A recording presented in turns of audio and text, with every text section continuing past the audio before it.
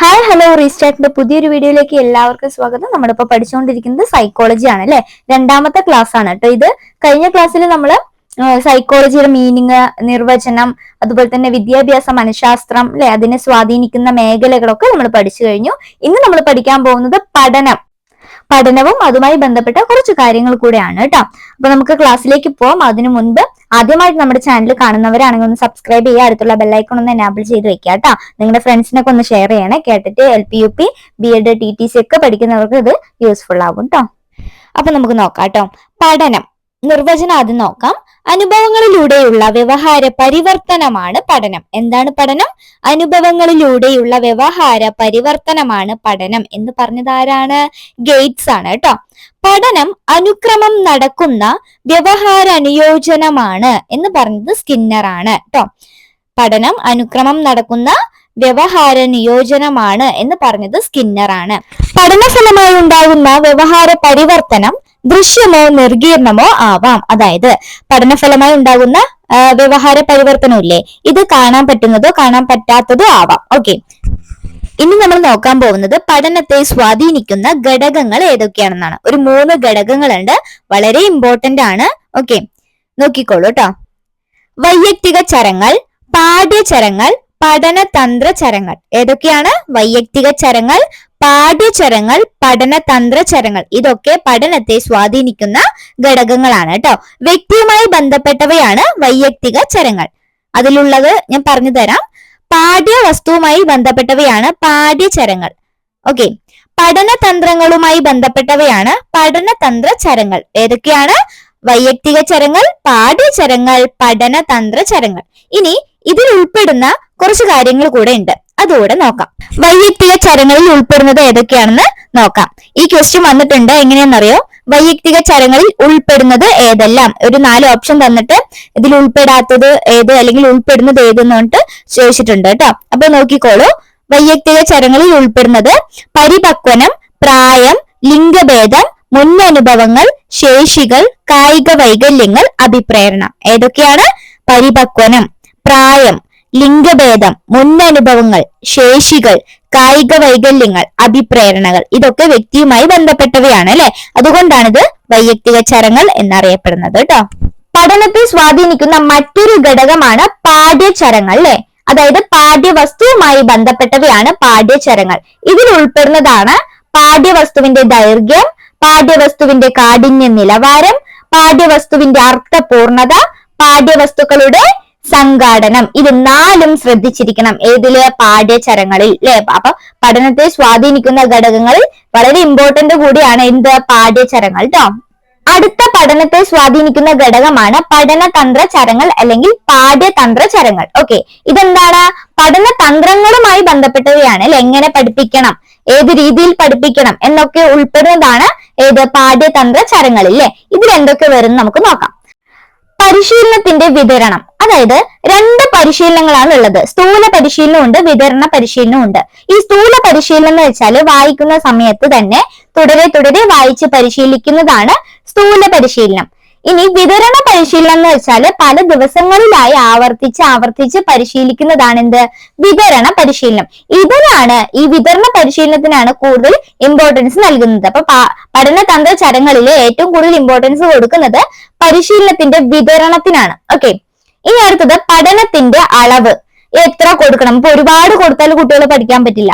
കുറച്ച് അവർക്ക് ആവശ്യമുള്ളത് അല്ലെ, അതിന്റെ അളവ് നമ്മൾ അറിഞ്ഞിരിക്കണം. പഠനത്തിനിടയിലെ ഉരുവിടൽ. ഓക്കെ, അതുപോലെ തന്നെ സമ്പൂർണ്ണ രീതിയുടെയും ഭാഗിക രീതികളുടെയും പ്രയോഗം, ഇന്ദ്രിയങ്ങളുടെ ഉപയോഗത്തിൽ സ്വീകരിക്കുന്ന തന്ത്രം, ഇതൊക്കെ ഉൾപ്പെടുന്നതാണ് പാഠ്യതന്ത്ര ചരങ്ങൾ കേട്ടോ. ഏതൊക്കെയാണ്? പരിശീലനത്തിന്റെ വിതരണം, പഠനത്തിന്റെ അളവ്, പഠനത്തിനിടയിലെ ഉരുവിടൽ, സമ്പൂർണ്ണ രീതിയുടെയും ഭാഗിക രീതികളുടെയും പ്രയോഗം, ഇന്ദ്രിയങ്ങളുടെ ഉപയോഗത്തിൽ സ്വീകരിക്കുന്ന തന്ത്രങ്ങൾ. ഓക്കെ, അപ്പോൾ ഇത്രയും കാര്യങ്ങളാണ് പഠനത്തെ സ്വാധീനിക്കുന്ന ഘടകങ്ങളിൽ ഉൾപ്പെടുന്നത്. 3 ഘടകങ്ങളാണ് അല്ലെ പഠനത്തെ സ്വാധീനിക്കുന്നത്. വ്യക്തിയുമായി ബന്ധപ്പെട്ടവ വൈയക്തിക ചരങ്ങൾ, പാഠ്യവസ്തുവുമായി ബന്ധപ്പെട്ടവ പാഠ്യചരങ്ങൾ, പഠനതന്ത്രങ്ങളുമായി ബന്ധപ്പെട്ടവ പഠനതന്ത്ര ചരങ്ങൾ. അതിൽ ഉൾപ്പെടുന്ന കാര്യങ്ങൾ നമ്മൾ പഠിച്ചു കഴിഞ്ഞു. ഇനി നമ്മൾ പഠിക്കാൻ പോകുന്നത് പഠന വക്രങ്ങൾ എന്തൊക്കെയാണ് അല്ലെ. പഠന വക്രം എന്താണെന്നും അതിൽ ഉൾപ്പെടുന്നത് ഏതൊക്കെയാണെന്ന് നോക്കാം. എന്താണ് പഠനവക്രം? പഠന പുരോഗതിയിലുള്ള വ്യത്യാസം മനസ്സിലാക്കാൻ സഹായിക്കുന്നതാണ് പഠനവക്രം. എന്താണ്? പഠന പുരോഗതിയിലുള്ള വ്യത്യാസം മനസ്സിലാക്കാൻ സഹായിക്കുന്നു. ഏതൊക്കെയാണ് പഠനവക്രങ്ങള്? ഋജുരേഖാവക്രം, ഉന്മധ്യവക്രം, നദമധ്യവക്രം, സമ്മിശ്രവക്രം. ഇതിന്റെ മറ്റു പേരുകളും ഉണ്ട്, അതും പറഞ്ഞു തരാം കേട്ടോ. ഫസ്റ്റിലെ പഠനവക്രമായ ഋജുരേഖാവക്രം, അതായത് സ്ട്രൈറ്റ് ലൈൻ കർവ്. ഈ സ്ട്രൈറ്റ് ലൈൻ കർവ് എന്ന പേരിൽ തന്നെ ഉണ്ട്. ഒരേ നിരക്കിലുള്ള പഠന പുരോഗതിയെ സൂചിപ്പിക്കുന്നതാണ് എന്ത്? ഋജുരേഖാവക്രം അഥവാ സ്ട്രൈറ്റ് ലൈൻ കർവ് കേട്ടോ. ഓക്കെ ആണോ? ഒരേ നിരക്കിലുള്ള പഠനത്തെ സൂചിപ്പിക്കുന്നു. മേലെ ചെറിയൊരു ഗ്രാഫ് വരച്ചിട്ടുണ്ട്. ഇതാണ് സ്ട്രൈറ്റ് ലൈൻ കർവ് കേട്ടോ. ചെറിയ ഗ്രാഫാണ്, കാണുന്നുണ്ടല്ലോ അല്ലെ. പഠനത്തോത് y എന്ന് പറയുന്നത് പഠനത്തോതും x എന്ന് പറയുന്നത് സമയമായിട്ടാണ് സൂചിപ്പിക്കുന്നത് കേട്ടോ. ഇവിടെ കുട്ടിയുടെ പഠനത്തിൽ ഒരു മാറ്റവും ഉണ്ടാവുന്നില്ല. കുട്ടി എങ്ങനെയാണോ നല്ല രീതിയിൽ പഠിക്കുന്ന കുട്ടിയാണെങ്കിൽ ആ ഒരു രീതി തന്നെ തുടർന്നു പോവാണ്. അതാണ് പറയുന്നത് ഋജുരേഖാവക്രം. ഒരേ നിരക്കിലുള്ള പഠന പുരോഗതിയെ സൂചിപ്പിക്കുന്നതാണ് ഋജുരേഖാവക്രം ട്ടോ. അടുത്തതാണ് ഉന്മധ്യവക്രം അഥവാ കോൺവെക്സ് കർവ്. ഓക്കെ, ഋണത്വരണ പഠനവക്രം എന്നും ഇതിന്റെ മറ്റൊരു പേരാണ് കേട്ടോ. ഉന്മധ്യവക്രത്തിന്റെ മറ്റൊരു പേരാണ് ഋണത്വരണ പഠനവക്രം. ഇങ്ങനെയും ചോദിക്കാറുണ്ട്. അപ്പൊ കോൺവെക്സ് കർവാണ് ഇംഗ്ലീഷിൽ. ഓക്കെ, തുടക്കത്തിൽ വളരെ വേഗത്തിലുള്ള പുരോഗതി പ്രകടമാകുകയും ക്രമേണ മന്ദഗതിയിലാവുകയും ചെയ്യുന്ന പഠന രീതിയാണ് എന്ത്? ഉന്മധ്യവക്രം, കോൺവെക്സ് കർവ്. അതായത് തുടക്കത്തിലൊക്കെ കുട്ടി നല്ല രീതിയിൽ പഠിച്ചു, പിന്നെ എന്താവുക ചെയ്യുന്നത്? പിന്നെ മന്ദഗതിയിലാവുകയാണ് ചെയ്യുന്നത്. ഇതാണ് ഉന്മധ്യവക്രം അഥവാ കോൺവെക്സ് കർവ് കേട്ടോ. ഋണത്വരണ പഠനവക്രം എന്നും ഇതിനെ അറിയപ്പെടുന്നുണ്ട്. ഇതിന്റെ ഗ്രാഫ് ഞാൻ ഒന്ന് കാണിച്ചു തരാം. താഴെ സൈഡിലായിട്ട് ഗ്രാഫ് ഞാൻ കൊടുത്തിട്ടുണ്ട് കണ്ടോ. ഫസ്റ്റ് ഒക്കെ കുട്ടി നല്ല രീതിയിൽ തുടക്കത്തിൽ നല്ല രീതിയിൽ പഠനത്തിൽ പുരോഗതി ഉണ്ടായി, പിന്നെ അത് താഴ്ന്നു പോകുന്നുണ്ടോ, പിന്നെ മന്ദഗതിയിലാവുകയാണ് ചെയ്യുന്നത്. ഓക്കെ ആണോ? ക്ലിയർ ആണോ? അടുത്തതാണ് നദമധ്യവക്രം. എന്താണ് നദമധ്യവക്രം? ഇത് നേരെ ഓപ്പോസിറ്റ് ആണ് കേട്ടോ. ഉന്മധ്യവക്രത്തിന്റെ നേരെ ഓപ്പോസിറ്റ് ആണ് നദമധ്യവക്രം. അതായത് കോൺവെക്സ് കർവിന്റെ നേരെ ഓപ്പോസിറ്റ് ആണ് കോൺകേവ് കർവ് കേട്ടോ. നോക്കിക്കോളൂ. തുടക്കത്തിൽ വളരെ താഴ്ന്ന നിരക്കിലുള്ള പുരോഗതി കാണിക്കുകയും ക്രമേണ വളരെ ത്വരിതഗതിയിലുള്ള പുരോഗതി പ്രകടമാവുകയും ചെയ്യുന്ന പഠന രീതിയാണ് നദമധ്യവക്രം അഥവാ കോൺകേവ് കർവ്. എന്താണ് ഇതിൽ പറയുന്നത്? ഫസ്റ്റ് ഒക്കെ കുട്ടി വളരെ സ്ലോവില് പതിയെ പഠിച്ചുകൊണ്ടിരുന്നു. പിന്നെ എന്തായി? ക്രമേണ കുട്ടി വളരെ ത്വരിതഗതിയിൽ വളരെ വേഗത്തിൽ പഠന പുരോഗതി ഉണ്ടാവുകയാണ് ചെയ്യുന്നത്. ഇതാണ് നദമധ്യവക്രം അഥവാ ധനത്വരണ പഠനവക്രം എന്നും ഇതിനെ അറിയപ്പെടുന്നുണ്ട് കേട്ടോ. എന്താണ്? ധനത്വരണ പഠനവക്രം എന്നും നദമധ്യവക്രത്തിനെ അഥവാ കോൺകേവ് കർവിനെ പറയുന്നുണ്ട് കേട്ടോ. അതുകൂടെ ഒന്ന് ഓർത്തു വെക്കണം. അപ്പൊ ഉന്മധ്യവക്രം എന്ന് വെച്ചാൽ തുടക്കത്തിൽ വളരെ വേഗത്തിൽ പുരോഗതി ഉണ്ടാവുകയും പിന്നെ സ്ലോ ആവുകയും ചെയ്യുന്നു. നദമധ്യ എന്ന് പറഞ്ഞാൽ തുടക്കത്തിൽ സ്ലോ ആയിട്ട് പിന്നെ നല്ല സ്പീഡിൽ അല്ലെ പഠിച്ചുകൊണ്ട് നല്ലൊരു പുരോഗതി ഉണ്ടാവുകയാണ് ചെയ്യുന്നത്. ഓക്കെ, അടുത്ത പഠനവക്രമാണ് സമ്മിശ്രവക്രം അതായത് മിക്സ്ഡ് കർവ്. നോക്കാം. പഠനം വളരെ താഴ്ന്ന നിരക്കിൽ തുടങ്ങി ത്വരിതഗതിയിൽ പുരോഗമിച്ച് വീണ്ടും മന്ദഗതിയിലാകുന്ന അവസ്ഥയാണ് എന്ത്? സമ്മിശ്രവക്രം. അതായത് കുട്ടിയുടെ പഠനം പുരോഗതി ഉണ്ടാവുന്നു താഴുന്നു, പുരോഗതി ഉണ്ടാവുന്നു താഴുന്നു, അങ്ങനെ എന്താ പറയാ അപ്പ് ആൻഡ് ഡൗൺ അങ്ങനെയാണ് പോയിക്കൊണ്ടിരിക്കുന്നത് കേട്ടോ. അപ്പൊ ഇതിനെയാണ് പറയുന്നത് സമ്മിശ്രവക്രം അഥവാ മിക്സ്ഡ് കർവ്. ഇതൊരു എസ് ആകൃതിയിലാണ് കേട്ടോ പോയിക്കൊണ്ടിരിക്കുന്ന ഈ ഒരു ഗ്രാഫ് കാണിച്ചു തരാം. അപ്പോൾ ഇതൊക്കെയാണ് പഠനവക്രങ്ങൾ. പഠന പുരോഗതിയിലുള്ള വ്യത്യാസം മനസ്സിലാക്കാനാണ് പഠനവക്രം സഹായിക്കുന്നത്. അതിൽ 4 പഠനവക്രങ്ങളാണുള്ളത്. ഋജുരേഖാവക്രം അല്ലെ, അതായത് സ്ട്രൈറ്റ് ലൈൻ കർവ് ഒരേ നിരക്കിലുള്ള പഠന പുരോഗതി സൂചിപ്പിക്കുന്നു. ഉന്മധ്യവക്രം അതായത് കോൺവെക്സ് കർവ്, അതായത് തുടക്കത്തിൽ വളരെ വേഗത്തിൽ പുരോഗതി ഉണ്ടാവുന്നു പിന്നെ താഴുന്നു അല്ലെ. പിന്നെ നദമധ്യവക്രം അതിന് നേരെ ഓപ്പോസിറ്റ് ആണ്. ഉന്മധ്യവക്രത്തിന് നേരെ ഓപ്പോസിറ്റ് നദമധ്യവക്രം കോൺകേവ് കർവ് അല്ലെ. തുടക്കത്തിൽ താഴ്ന്ന നിരക്കിലാവുകയും പിന്നീട് എന്താണ് ക്രമേണ ത്വരിതഗതിയിൽ വേഗത്തിൽ എന്ത് ചെയ്യുന്നത് പുരോഗതി ഉണ്ടാവുന്നു. അടുത്ത സമ്മിശ്രവക്രം അതായത് അപ്പ് ആൻഡ് ഡൗൺ ആണ് അല്ലെ, എസ് ആകൃതിയിലാണ്.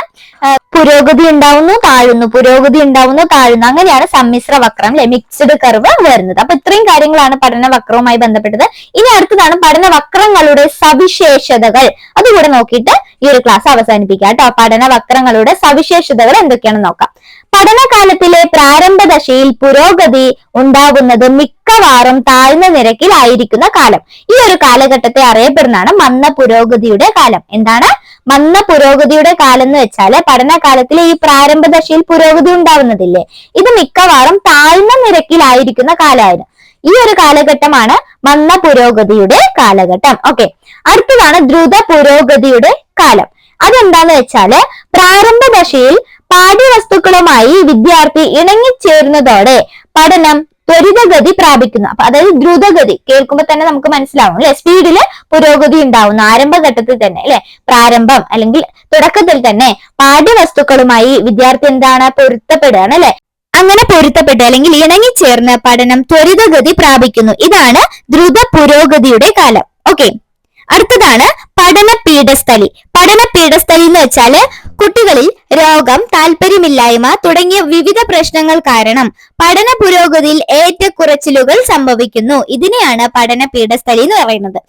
നല്ല രീതിയിൽ പഠിച്ചുകൊണ്ടിരുന്ന കുട്ടിക്ക് താല്പര്യമില്ലായ്മയോ അല്ലെങ്കിൽ ഒരു ചെറിയൊരു രോഗമൊക്കെ വരുമ്പോ കുട്ടി ഡൗൺ ആവുകയാണ് ചെയ്യുന്നത് അല്ലെ. പഠന പുരോഗതിയിൽ എന്ത് സംഭവിക്കുന്നു, പഠന പുരോഗതി മന്ദഗതിയിലാവുകയാണ് ചെയ്യുന്നത്. അപ്പൊ പിന്നെ രോഗമൊക്കെ മാറി താല്പര്യമൊക്കെ ഉണ്ടാവുമ്പോ പിന്നെയും കുട്ടി പഠിക്കാനായിട്ട് തുടങ്ങും. ഇതാണ് പറയുന്നത് ഏറ്റക്കുറച്ചിലുകൾ. പഠന പുരോഗതിയിൽ ഏറ്റക്കുറച്ചിലുകൾ സംഭവിക്കുന്നുണ്ട്, അപ്പ് ആൻഡ് ഡൗൺ സംഭവിക്കുന്നുണ്ട്. ഇതിനെയാണ് പഠന പീഠസ്ഥലി എന്ന് പറയുന്നത് കേട്ടോ. സ്പോർട്സ് കാലഘട്ടം എന്നറിയപ്പെടുന്നത് ഈ ഏറ്റക്കുറച്ചിലുകളുടെ കാലഘട്ടമാണ് കേട്ടോ. പഠനത്തിൽ മന്ദഗതിയാവുന്നുണ്ട്, അതുപോലെ തന്നെ പുരോഗതിയും സംഭവിക്കുന്നുണ്ട്. ഇതിനെയാണ് ഏറ്റക്കുറച്ചിലുകൾ അല്ലെങ്കിൽ സ്പോർട്സ് കാലഘട്ടം എന്ന് അറിയപ്പെടുന്നത്. ഓക്കെ ആണോ, ക്ലിയർ ആണോ, മനസ്സിലായെന്ന് വിചാരിക്കുന്നു.